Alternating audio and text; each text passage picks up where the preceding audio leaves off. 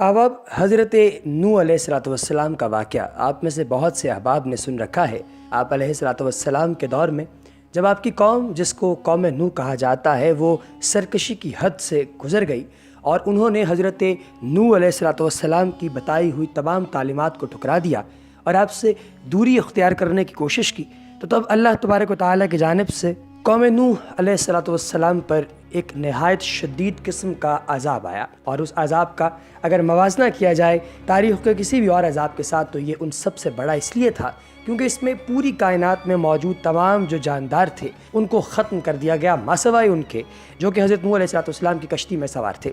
अब सवाल ये पैदा होता है कि बिल्ली की जो पैदाइश है या बिल्ली को पैदा करना है, वो हज़रत नूह अलैहिस्सलाम की कश्ती से किस तरीके से मुंसलिक है। इसकी तफसीलात से आपको आगाह किया जाएगा। इससे पहले कि वीडियो में आगे बढ़ा जाए, आपसे गुजारिश है कि अगर आपने अभी तक हमारे चैनल इस्लाम एडवाइज़र को सब्सक्राइब नहीं किया तो अभी नीचे दी गई लिंक बार में मौजूद सब्सक्राइब के बटन पर क्लिक कीजिए और चैनल को सब्सक्राइब कर लीजिए। इसके अलावा वहीं पर मौजूद बेल आइकन यानी घंटी के निशान को दबाकर आने वाली वीडियोस की इन्फॉर्मेटिव जो हैं वीडियोस, उनकी अपडेट्स को ऑन करने के लिए अब आपने बेल आइकन यानी घंटी के निशान पर क्लिक करना है ताकि आपको उनकी अपडेट्स वक्तन फ़वक्तन मिलती रहें। अब जब हज़रत नूह अलैहिस्सलाम ने अपनी कश्ती में तमाम जानदारों का एक एक जोड़ा रखा, तो आपने कुछ चूहे जो हैं वो भी अपनी कश्ती पे रखे, जिनमें से एक बड़ी तादाद जो है वो जर्मिनेट हुई, यानी कि चूहों की तादाद बढ़ती गई। क्योंकि ज़ाहिर है कि जहाँ पर भी जोड़ा रखा जाएगा तो वहाँ पर जो जिनसी तौलीद का अमल है वो तो चलेगा, वो इंसानों में और जानवरों में दोनों में एक ही तरीके से चलता है। और चूहा वो इंसानों के साथ कुछ इस तरीके से ताल्लुक़ रखता है। अगर हम बायोलॉजिकल क्लासिफिकेशन में देखें तो चूहों का और इंसानों का जो ताल्लुक़ है वो मैमल्स से है, जो कि जानदारों का एक गिरोह है। जब उन चूहों की तादाद जो है वो हद से गुजर गई, हद से बढ़ गई, और जब हज़रत नूह अलैहिस्सलाम की उस कश्ती में मौजूद चूहे बहुत बड़ी तादाद में हो गए, तब हज़रत नूह अलैहिस्सलाम ने अल्लाह तबारक व तआला से ये दुआ की कि या अल्लाह, ये तो हमारे लिए मसला क्रिएट कर रहे हैं, मसला पैदा कर रहे हैं, इनके ख़ात्मे के लिए कुछ ना कुछ जो है वो पैदा किया जाए। तो तब बिल्ली जो है उसकी पैदाइश जो है वो वकूफ़ पज़ीर हुई और बिल्ली पैदा हुई। और बिल्ली चूहों की तब से लेकर अब तक आज तक जो है वो एक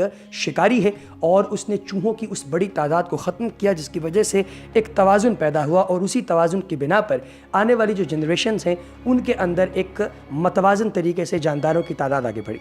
अब बिल्ली की जो पैदाइश है उसका ताल्लुक़ इस तरीके से हज़रत नूह अलैहिस्सलाम की कश्ती के साथ है और आपके वाक़े के साथ है कि उसे उन चूहों को जो कि प्रॉब्लम क्रिएट कर रहे थे, मसला जो है वो पैदा कर रहे थे हज़रत नूह अलैहिस्सलाम की उस कश्ती में, उनको ख़त्म करने के लिए जो है उन्हें जर्मिनेट किया गया। और आज के दौर में ये जो बिल्ली है, अब ये तकरीबन आपको हर घर में इसलिए भी नज़र आती है क्योंकि ये एक इंतहाई खूबसूरत जानवर है जो कि अल्लाह की तरफ से पैदा किया गया और इसका जो ताल्लुक़ है वो शेर की तरह उसके कबीले से है। और अक्सर लोग जो है वो किस्से कहानियों में बिल्ली को शेर की खाला तो कहते हैं, लेकिन अगर गौर किया जाए तो ये बात बहुत ज़्यादा गलत भी नहीं है। और वो गलत इसलिए नहीं है क्योंकि बिल्ली का वाक़अतन इसी गिरोह के साथ ताल्लुक़ है और बिल्ली जो है वो आगे से आगे अपनी जब जनरेशन लेकर चलती है, अपनी नस्ल लेकर चलती है, तो वो बैक उसके एंड पे अगर उसके रूट्स को तलाश करें, उसकी जड़ों को तलाश करें, तो वो हज़रत नूह अलैहिस्सलाम की कश्ती के साथ जाकर मिल जाती है।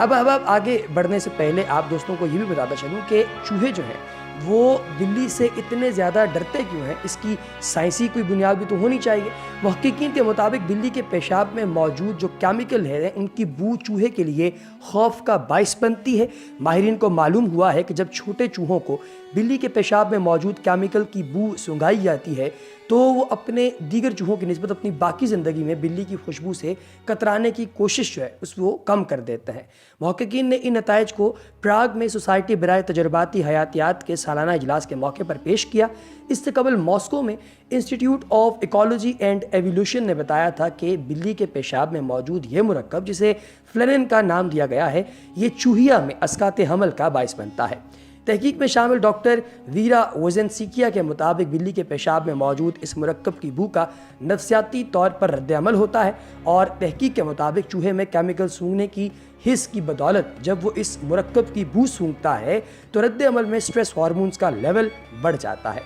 डॉक्टर वीरा का कहना है कि चूहे और बिल्ली के हवाले से हज़ारों साल से ऐसी ही सूरत हाल सामने आई है। इस नई तहकीक में यह भी पता चला है कि जब चूहों को एक ख़ास अरसे के दौरान इस मुरक्कब में ले जाया गया तो उन्होंने इस पर मुख्तलिफ रद्द-ए-अमल ज़ाहिर किया। माहिरीन ने तजुर्बे के तौर पर 1 माह के चूहे के बच्चे को 2 हफ्तों तक बिल्ली के पेशाब में मौजूद इस केमिकल के गिर्द रखा, بعد میں جب اس کا رد عمل دیکھنے کے لیے اسے دوبارہ اسی بو میں لے جایا گیا تو دیگر چوہوں کی نسبت اس نے بھاگنے کی کم کوشش کی۔ اسی طرح جو چوہے بلی کے پیشاب کے ارد گرد کے ماحول میں پروان چڑھتے ہیں وہ بھی اس بو سے کم بھاگتے ہیں۔ ڈاکٹر ویرا کا یہ بھی کہنا تھا کہ بلی کے پیشاب کی بو سونگھنے پر چوہوں کا نفسیاتی رد عمل تو شدید ہوتا ہے، یعنی ان میں سٹریس ہارمون کا لیول بڑھتا ہے، لیکن اس سے چوہوں کا ظاہری رویہ شدید نہیں ہوتا۔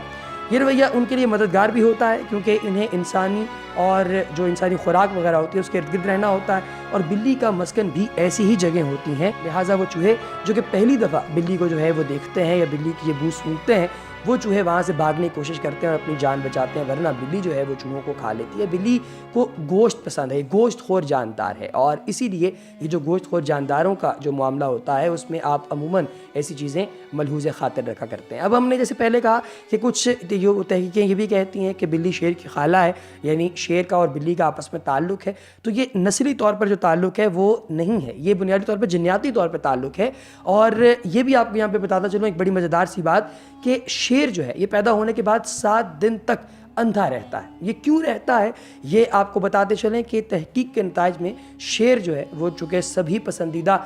جو لوگ ہیں جن کا پسندیدہ حیوان ہے، اس طاقتور جانور کی کچھ خصوصیات ایسی ہیں جن سے لوگوں کی ایک بڑی اکثریت ناواقف ہے۔ تحقیق کے مطابق نر شیر شکار کر کے ایک طرف ہٹ کر مادہ شیر اور بچوں کو پہلے کھانے کا موقع دیتا ہے، جبکہ کئی ببر شیر پہلے اپنا پیٹ بھرتے ہیں پھر دوسروں کو موقع دیتے ہیں۔ اب شیر گھات لگا کر جو حملہ کرنا ہے اسے پسند کرتا ہے۔ بھارت میں ایک ایسا علاقہ بھی ہے جہاں شیر بستے ہیں، وہ دیہاتی سر کے پیچھے انسانی جانوروں کا ماسک پہنتے ہیں تاکہ شیر انجان جان کر حملہ نہ کرے۔ شیر بلی کی طرح خرخرا نہیں سکتا، وہ سکون یا خوشی ظاہر کرنے کے لیے اپنی آنکھیں بند کر لیتا ہے، یوں شیر دکھاتا ہے کہ اسے آپ سے کوئی خطرہ نہیں ہے۔ شیروں کی آنکھ میں گولی جو ہے وہ پتلی ہوتی ہے، جبکہ گھریلو بلیوں کی جو پتلی یہ جو بلیاں ہیں ان کی پتلی یہ لمبوتری ہوتی ہے۔ اس کی وجہ یہ ہے کہ بلی جو ہے اس رات کو اور شیر صبح یا شام کو عموماً دھاوا بولتے ہیں۔ بلی کے برعکس شیر رات کو صاف صاف نہیں دیکھ سکتے، لیکن پھر بھی ان کی نظر انسان سے 6 گنا زیادہ تیز ہوتی ہے۔ ہر شیر جنگل میں اپنے مخصوص علاقے میں رہتا ہے، جس کے جو ہے وہ سرحدیں جس کی ہیں وہ درخت کھرچ کر کے جو ہے وہ جگہ اس کو متعین کرتا ہے، اور شیر اپنی ٹیریٹری مارک ایسے کرتا ہے کہ وہ مختلف جگہوں پر جا کر پیشاب کر دیتا ہے، اور ان میں سے فیرومونز جنریٹ ہوتے ہیں جو کہ شیر کی اس اسپیسیفک ایریا کے اندر جو ڈومیننس ہے، یعنی کہ شیر کا وہاں پر جو بڑا پن ہے وہ ظاہر کرتے ہیں، اس لیے وہاں پہ کوئی اور نہیں آتا۔ اسی طریقے سے آپ کو بتاتے چلیں کہ شیر پیدا ہونے کے بعد 1 ہفتے تک اندھے رہتے ہیں، اس عرصے میں نصف بچے مر جاتے ہیں۔ شیر 60 کلومیٹر گھنٹہ کی رفتار سے بھاگ کر اور 20 فٹ طویل چھلانگ لگا کر اپنا شکار کر سکتا ہے۔ شیر مختلف جانوروں کی بولیاں بھی بول سکتا ہے۔ شیر کے جو پنجہ ہے اس کا اتنا طاقتور ہوتا ہے کہ اگر ریچھ کی کمر پر پڑے تو وہ اسے توڑ ڈالتا ہے۔ شیر کے لاب دہن میں جراثیم کش مادے ہوتے ہیں، اسی لیے زخمی ہونے پر وہ زخم کو چاٹتا رہتا ہے۔ اسی طریقے سے آپ کو یہ بھی بتایا جائے کہ یہ تو ہم نے باتیں کر دیں کہ کیوں پیدا کیا گیا ہے بلی کو اور شیر کی جو ہے وہ کیا خصوصیات ہیں، اب ہم تھوڑی سی بات اس پر بھی کر لیتے ہیں کہ انسانوں کو کیوں پیدا کیا گیا۔ ناظرین، اللہ تبارک و تعالیٰ سورہ ذریات میں فرماتا ہے کہ اور میں نے جن اور آدمی اسی لیے پیدا کیے ہیں کہ وہ میری عبادت کریں۔ تمام انبیاء علیہ السلام کی دعوت و تبلیغ کا جو مرکزی موضوع ہے وہ وحدانیت اور عبادت الہی ہے۔ اس سلسلے میں سب سے پہلی بات تو یہ ہے کہ توحید و عبادت انسان کا وہ بنیادی فریضہ ہے جس کی طرف دعوت دینے کے لیے اللہ تعالیٰ نے آسمان سے کتابیں اور صحائف نازل فرمائے اور مختلف اوقات و ادوار میں مختلف علاقوں میں انبیاء و رسول صلی اللہ علیہ وآلہ وسلم مابعوث فرمائے تاکہ وہ لوگوں کو عبادت الہی کی طرف توجہ دلانے اور اس کی یاد دہانی کروانے میں مصروف رہیں۔ چنانچہ قرآن کریم کے مطالعے سے پتہ چلتا ہے کہ تمام انبیاء کرام علیہ السلام نے اپنی اپنی امتوں کو اللہ کی وحدانیت اور عبادت کا درس دیا تھا، جس کا پتہ سورہ الانبیاء سے پتہ چلتا ہے، اور اسی لیے پتہ چلتا ہے کہ اللہ تبارک و تعالیٰ اپنی جو بندے ہیں ان سے کیا چاہتا ہے۔ ارشاد باری تعالیٰ ہے سورہ یاسین کے اندر کہ اے آدم کی اولاد، ہم نے تم سے کہہ نہیں دیا تھا کہ شیطان کو نہ پوجنا، اس کی عبادت نہ کرنا، وہ تمہارا کھلا دشمن ہے، اور یہ کہ میری ہی عبادت کرنا یہی سیدھا راستہ ہے۔ احباب، یہ باتیں جو آپ دوستو احباب کے ساتھ ہم جو پہنچا رہے ہیں آپ تک، یہ ہے کہ اگر آپ کبھی بھی خدا کی ذات سے انحراف کرتے ہیں تو پھر آپ الٹیمیٹلی تیار رہیے کہ آپ کے اوپر جو معاملات مسلط کیے جائیں گے وہ آپ کے لیے کچھ خاص اچھے نہیں ہوں گے۔ تو یہ چیزیں انسان کو خدا کے مزید قریب کرتی ہیں اور اللہ تبارک و تعالیٰ کی وحدانیت اور خدائے بزرگ و برتر کی جو انسان کے اوپر ڈومیننس ہے اس کو ظاہر کرتی ہیں۔ لہٰذا ان پر غور و فکر کرنا ہر ذی شعور پر فرض ہے، اور اگر وہ اللہ کی طرف نہیں پلٹتا، خدائے بزرگ و برتر کی جو بتائی ہوئی احکامات، جو بتائے ہوئے راستے ہیں ان پر اگر وہ نہیں چلتا، تو اس کا انجام اس کے حق میں بہت برا ہوتا ہے۔ اس کے ساتھ ہی اسلام ایڈوائزر سے ابھی تک کے لیے دیجیے اجازت، اگلی ویڈیو میں دوبارہ حاضر ہوں گے، تب تک کے لیے اللہ نگہبان۔